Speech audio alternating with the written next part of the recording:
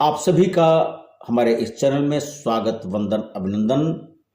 इस निवेदन के साथ कि अगर चैनल को सब्सक्राइब नहीं किया है तो सब्सक्राइब कर ले ताकि आपको नोटिफिकेशन मिलती रहे। मैं आज बात करूंगा दिव्यांगों की विशेष तौर पर, और वो विषय होगा गार्जियनशिप का,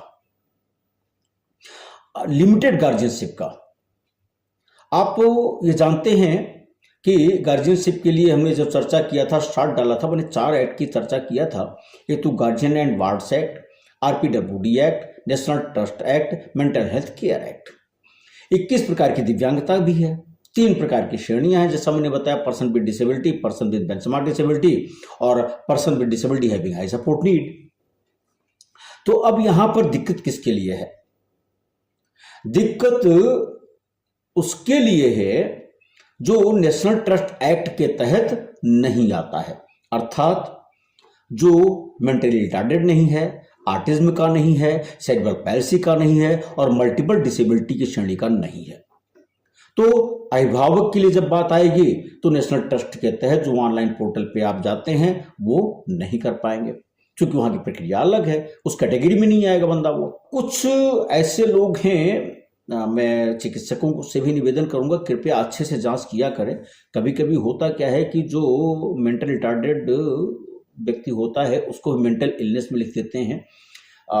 कहीं कहीं ये दिक्कत इसलिए भी होती है क्योंकि जो आवेदक होता है उसको जानकारी नहीं होती, वो दिमागी बीमारी दिख देता है स्वावलंबन पर, और जब वो वहां जाता है तो सीएमओ साहब की जो टीम होती है वह उसी को कंसिडर करती है, बाकी और कुछ नहीं करती है। तो थोड़ा सा यहाँ पर भी संवेदनशीलता की आवश्यकता है। और पोर्टल में जो आ गया है ये तो उसने इंफॉर्मेशन दिया है।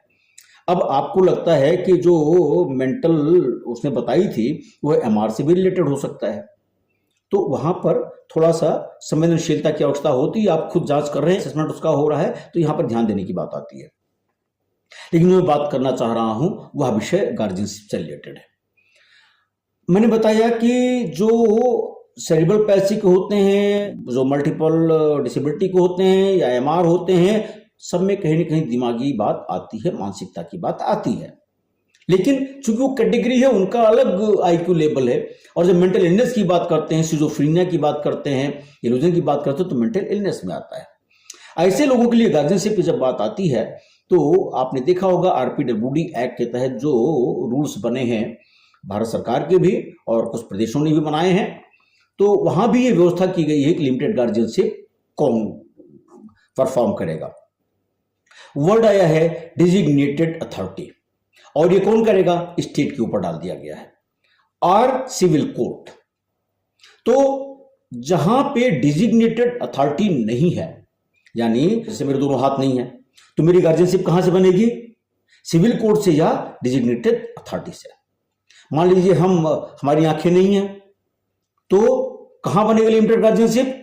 यह सिविल कोर्ट से बनेगा या फिर डिजिग्नेटेड अथॉरिटी अगर है तो बनेगा। अब डिजिग्नेटेड अथॉरिटी जब तक नोटिफिकेशन से, चूंकि उसमें नोटिफिकेशन की बात कही गई है, स्टेट नोटिफाई नहीं करती, तब तक चाहे वो कलेक्टर साहब हो, चाहे डिस्ट्रिक्ट मजिस्ट्रेट साहब हो, चाहे डिसेबिलिटी वेलफेयर ऑफिसर हो, चाहे सोशल वेलफेयर ऑफिसर हो, वो नहीं कर सकते। अगर गार्जियन एंड वार्ड्स एक्ट में जाते हैं तो वहां तुरंत डिसमिस हो जाए, बिकॉज उनके परव्यू का सब्जेक्ट ही नहीं है ये। मेंटल हेल्थ केयर एक्ट में जाएंगे तो वहां भी कंडीशंस हैं कि वो लिमिटेड गार्जियनशिप कब तक के लिए होगी और किसको दी जाएगी और किस परिस्थिति में दी जाएगी। लेकिन यहां पर मैं उसकी बात कर रहा हूं जिनका ट्रीटमेंट भी नहीं चल रहा है, कुछ भी नहीं चल रहा है, और मेंटल इलनेस के हैं, दवा कराई लेकिन कोई फायदा नहीं हुआ। तो ऐसे लोगों के लिए चूंकि अपने समाज में भी जागरूकता का अभाव है, और इसलिए मैं बार बार कहता हूं, आप लोगों से भी निवेदन करता हूं, जब मैं वीडियो डालता हूं तो उसके पीछे मेरी मंशा ये नहीं होती कि आप मेरा वीडियो देखें। मेरी मंशा सिर्फ इतनी होती है कि आप इन वीडियोस को पब्लिक में भी शेयर करें, और आप भी जानकारी के साथ, आपके अगल बगल ऐसा कोई है तो वो भी जानकारी पा करके उसका लाभ उठा सके। तो यहां पर क्या करना आपको?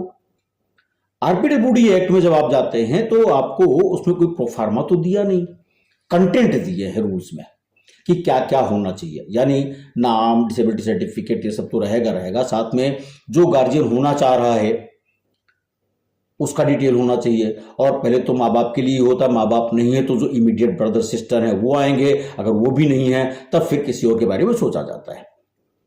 और मान लीजिए ऐसे लोग हैं भी, लेकिन ऐसा लगता है जो सिविल कोर्ट है या डिजिग्नेटेड अथॉरिटी है कि नहीं, अगर इनके इमीडिएट ब्रदर को, सिस्टर को ऐसा देंगे तो इनकी हानि हो सकती है, संपत्ति का निस्तारण गलत ढंग से हो सकता है। तो कोई ज़रूरी नहीं है कि इमीडिएट ब्रदर है तो आपको ही मिलेगा, बिल्कुल नहीं, उसका तरीका अलग है। वो कोर्ट का डिस्कशन है। कोर्ट का जो प्राइम ऑब्जेक्ट होता है वो ये होता है कि ऐसे बंधुओं को ज्यादा से ज्यादा सुविधा मिले, उनको हानि न पहुंचे, बल्कि उनकी कंसेंट से सारे काम हों।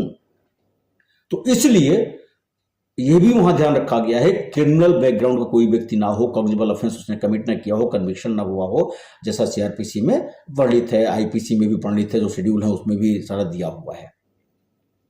तो अब मान लीजिए एक उदाहरण यहां पे ये ले लीजिए कि ए है, ए के मां बाप नहीं है और सिर्फ भाई है। दुर्भाग्यवश किसी कारण से उसको कॉग्निजेबल ऑफेंस में सजा हो गई, लेकिन जो उसका भाई है, छोटा है या बड़ा है, वही अकेला देखभाल करने वाला है, पत्नी भी नहीं है, बच्चे भी नहीं है।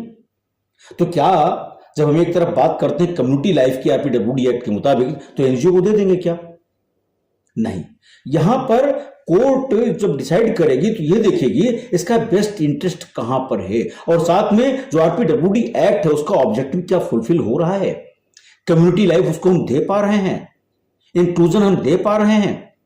तो इन सारे फैक्टर्स को भी ध्यान में रखते हुए बात आती है। तो उनको सिविल कोर्ट जाना चाहिए ऐसे व्यक्ति जो हैं, जो 4 कैटेगरी से इतर हैं।